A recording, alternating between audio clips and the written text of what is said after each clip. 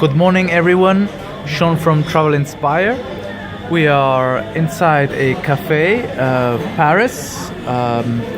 It's now 2 days after Paris Marathon. And I just wanted to show you some of the life in and around Belleville.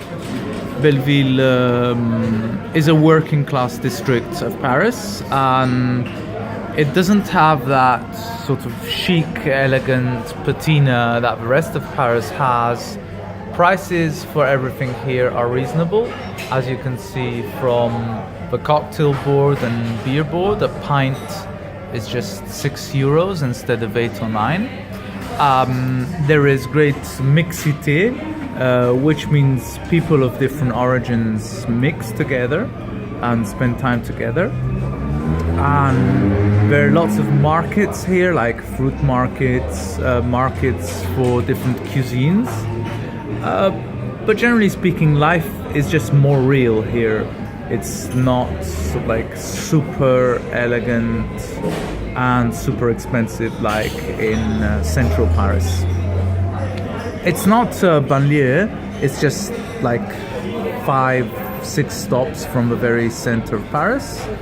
And another thing I wanted to give you was like my personal experience of Paris Marathon, how I ran it.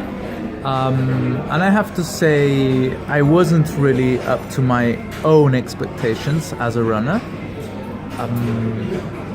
The race started, I was in the 3:15 grill. I didn't even know it had started. I didn't even realize it had started. So I did my shoelaces up properly, and then finally I started running. I have to say that the first 20k of the race were crowded. Like people that were super slow were in front of me, and I don't even know how they got there. Like I was overtaking people. The 5th kilometer, 10th kilometer, but they were just so slow. So something probably didn't work with the different entrances to the race in different time zones. So that was a bit of a flaw. And also they had the rafraîchissement, the water and fruit, only on one side of the road, which meant that if you were running and you wanted to, do your best time possible, at every stop you were slightly slowed down by other people trying to get water, and they're not, but really refreshments should be on both sides of the road, so that was sort of like badly designed there, especially for fast runners. And then they didn't have water and refreshments every 5 kilometers as they would usually have, but every 6 kilometers, which was a bit weird for me. Anyway, I have to tell you, everyone who misses the mark on the marathon has some sort of excuse. So this is my excuse. The night before, strangely enough, I was hungry and sick at the same time.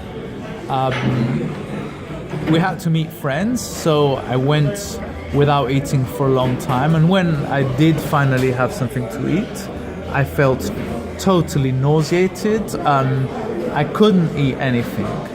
I had some boiled rice and that's it. So that's probably one of the reasons why I didn't do very well.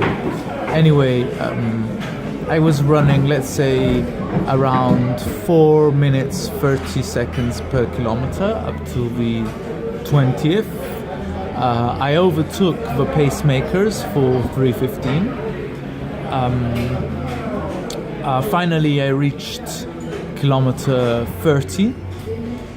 I have to say that on either sides of the road, the people of Paris were very happy to see runners. They were cheering, giving support, playing music, so that was really nice.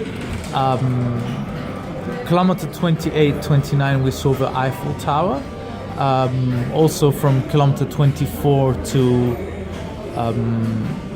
30, we ran along the river, along the Seine, and that was nice as well.